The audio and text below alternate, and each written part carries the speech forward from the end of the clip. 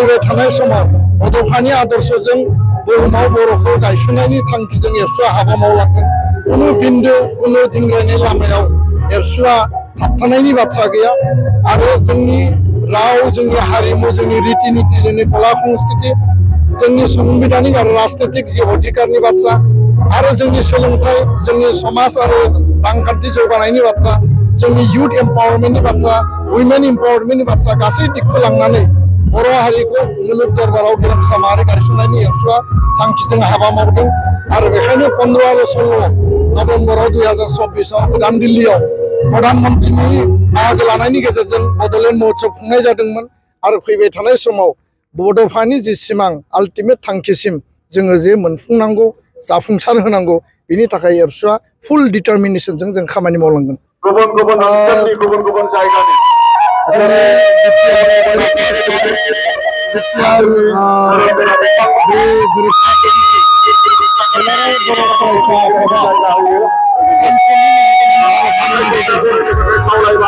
चिरां जिल्लानि बे आसिगुट्रा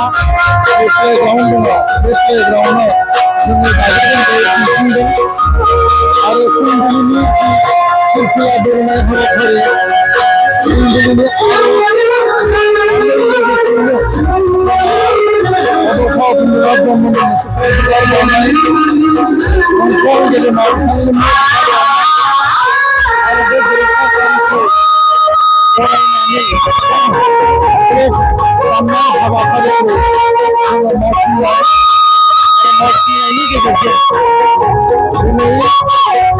दसे समनि उनाव जोंहा गेवलां मोनसे सावरायमेल दङ आरो बे सावरायमेलनि गेजेरजों बड'फानि गेरेमसा बर' माहारि दानायनि बेखौ जोङो बेयाव गोथौयै सावरायगोन आरो बेबायदि जोङो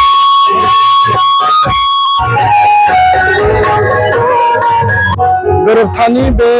गोथार बुब्लियाव 5 बोसोर दिनै 2025 मायथाइनि 29 जानुवारि 2020 नि 27 जानुवारियाव दुलाराय बर' फरायसा आफाद UBPO NDBनि मोनब्रै आफाद आरो बेयाव भुटान म्यानमाराव थानाय जोंनि डिजिगनेटेड केम्पआव थानाय जेलाव थानाय गासैबो दैदेनगिरिफोरखौ ज' खालामनानै बे गोरोबथाखौ मावफुंनाय जादोंमोन आरो बेनि गुबै उद्देश्यआनो बर' हारिनि गेजेराव जि गोलाव समनि भारत सरकार आसाम सरकारजों जोंनि जि आलादा रायजोनि जि दाबि बे दाबिखौ लानानै जि सोमावसारनाय आरो बे सोमावसारनायनि उनाव बे गोरोबथानि गेजेरजों मर अट'नमिनि जि खोथा बेयाव लिरनाय जादों मर एरिया गामि सोसननाय संकसनिफ्राय पास्टिंनि बे एरियाखौ सिमुलुगुरि गहपुरसिम आवगायनाय जाबाय 60टा गामि सोनाय जाबाय आरो गामि सोबावनांगौ दङ लोगोसेनो जोंनि समस्ति जि 40 समस्ति आरो 46 MCLA बेखौ 60 सिम बारायनांगौ बेनि बेयाव प्रभिजन दङ पावर एंड फांशन डिपार्टमेंट बारायनायनि थाखाय बेयाव 8टा डिपार्टमेंटनि प्रभिजन दङ आरो लोगोसेनो जि मर अट'नमिनि खोथा आरो बेयाव मर फाइनेंस जि फाइनेंस कमिशननि गेजेरजों भारत सरकार आसाम सरकारनिफ्राय बिटिआर काउन्सिला रां मोननायनि बाथ्रा बेयाव प्रभिजनआ दङ बर' कसारि वेलफेयार अट'नमास काउन्सिल 6 सिडुलनि बायजोआव बर'फोरनि थाखाय आलादा काउन्सिल मोनसे दानाय जाबाय कार्बि आंलंनि बर'फोरनि ST हिलनि इस्युआ दाबो पेन्डिं जानानै दङ आरो NDBनि गोबां माखासे जिखिनि जेंना बे जेंनाखौ सुस्रांनायनि गेजेरजों बे गोरोबथाया मावफुंजादोंमोन जों बयबो मिथिगौ 1967 मायथाइयाव बड'फानि दैदेननायाव आलादा रायजोनि आन्दलन जातीय सत्ता आरो सेल्फ डिटारमिनेशनखौ लानानै आलादा उदां रायजो नागिरनानै मास पिपलनि मास रिभलिउसना जादोंमोन बुहुमनि बर'फोरा खौसेयै गसंथादोंमन आरो बिनि दिशा आरो बे बैथा हमनानै 93 आव BSc एकर्ड मोनबाय 2003 आव BTC एकर्ड मोनबाय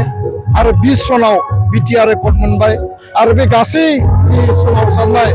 एबसुनि बड'फानि सोमावसारनाय PLT सोमावसारनाय NDB सोमावसारनाय 5000निबो शहीद बेयाव जालांबाय दिनैनि बे गोथार बुब्लियाव शहीदफोरनो आङो श्रद्धांजलि होदों आरो बड'फानि सोरगोआरि जिउमानि आलो गोजोननि थाखाय इसोरनि आरज गाबदों बे गोरोबथानि माखासे दफाया मावफुंजाबाय माखासे मावफुंजानो दंबावो फैबाय थानाय बाजेट सेसनाव बे गोरोबथाया संबिधानिक आयेनारि मर्यादा मोननो थांगासिनो दङ जोंहा मोनसे बिसास दङ आरो बे गोरोबथाखौ खालामग्रा एबसु एनडिपि इउबिपिअनि दैदेनगिरि मानगोनां प्रमद बर' मिनेश्वर बसुमतारी रन्जन दैमारि बिथां गबिन्द बसुमतारी बिथां धीरेन बर' सावरायग्रा बसुमतारी फेरेंगा बसुमतारी आरो लोगोसेनो भारत सरकार नरेन्द्र मोदी बिथां अमित शाह बिथां आरो आसामनि गिबि मन्त्रि बै समनि सर्बानन्द सनोवाल दानि गिबि मन्त्रि डक्टर हिमन्त बिश्व शर्मा बयखौबो आङो धन्यबाद बावदों आद्रा थानाय दफाफोरा खोब गोख्रै समनि गेजेराव मावफुंजानांगौ बेनि थाखाय दाबि दैखांदों जेलाव थानाय एनडिपि 66 जन बिथांमोनखौ गोख्रैनो लांदां अख्राङाव लाबोनांगौ 13, 14, 15 बोसोर जाबाय आरो बिनि गेजेरजों फैबाय थानाय समाव बड'फानि आदर्शजों बुहुमाव बर'खौ गायसननायनि थांखिजों एबसुआ हाबा मावलांगोन कुनु बिन्दो कुनु दिंग्रायनाय लामायाव एबसुआ थाबथानायनि बाथ्रा गैया आरो जोंनि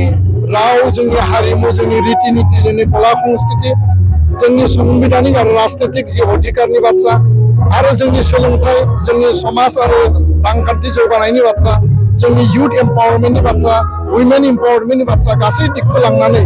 बर' हारिखौ मुलुग दरबाराव गेरेमसा माहारि गायसननायनि एबसुआ थांखिजों हाबा मावदों आरो बेखायनो 15 आरो 16 नभेम्बराव 2024 गोदान दिल्लीयाव प्रधानमन्त्रिनि बाहागो लानायनि गेजेरजों बड'लेण्ड महोत्सव खुंनाय जादोंमोन आरो फैबाय थानाय समाव बड'फानि जि सिमां आल्टिमेट थांखिसिम जोङो जे मोनफुंनांगौ जाफुंसार होनांगौ बेनि थाखाय एबसुआ फुल डिटारमिनेशनजों जों खामानि मावलांगोन गोजोन्थों सार बिटिआर गोजोन गोरोबथा हिसाबै जिखिनि गिदिर मोनसे अनुष्ठान दंमोन आरो लोगोसेनो 1500 कोटि रां हरनांगौ दंमोन मिरु सरकारा बेयो माबायदि थासारियाव रायजो राजाजों मोनसे बेनि माखासे इनफ्रास्ट्राक्चार डेभेलपमेन्टनि जि खोथा बेयाव सेन्ट्रेल इउनिभार्सिटि जानांगौ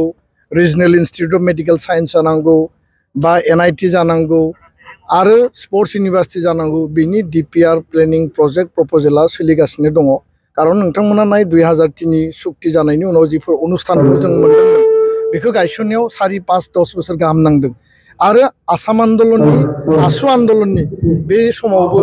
आईआईटि सेन्ट्रेल इउनिभार्सिटिफोरखौ लिरनानै लाबोनाय जादों 15-20 बोसोरनि उनावसो गायसननाय जादों दिनै जिफोर दफाफोराव लिरनाय दङमोन 1500 कोटिनि जि पेकेज बेयाव पलिटेकनिक पारामेडिकेल एन्ड नार्सिं कलेज आरो माखासे इन्स्टिट्युसन माखासे भवनफोरखौ गायसननाय जाबाय आरो माखासे दायो पाइपलाइनाव दङ आं मिथिनायाव गभर्नमेन्टनियाव जों सोंदों आसाम सरकार भारत सरकार बिटिआर सरकारनियाव लोगोसेनो बावैसो 300 कोटि थाखानि रेलवे मिनिस्ट्रि आरो रेलवे बर्डआ बासबारियाव रेलवे वेगन फेक्टरि बानायनो थाखाय बिथांमोना फाइनान्सियेल सेंक्सन होदों आरो बे जोंनि थाखाय गोजोनथाव बेखायनो सरकाराव थानाय दैदेनगिरिफ्रा फुल माने बिसोरनि प्लेनिं पलिसिजों खामानि मावदों एसे लेहेम जादों आरो लेहेम जानायनि थाखाय भारत सरकार आसाम सरकारखौ जोङो गोख्रै खालामनो थाखाय जोङो खावलायबाय थादों गोजोन्थों सार बिटिसि सरकारा जोंनि नेपालिफोरखौ जोंनि गरखा हिसाबै लेन्ड राइटनि मोनसे नटिफाइ बे मेटारखौ लानानै उननि समाव आङो बुंगोन दिनै जिहेतु गोरोबथानि सान गोजोननि सान सान्थि गायसननायनि मोनसे जाफुंसारनायनि सान बेखायनो आङो उननि समाव बिनि सायाव रिप्लाय होगोन गोजोन्थों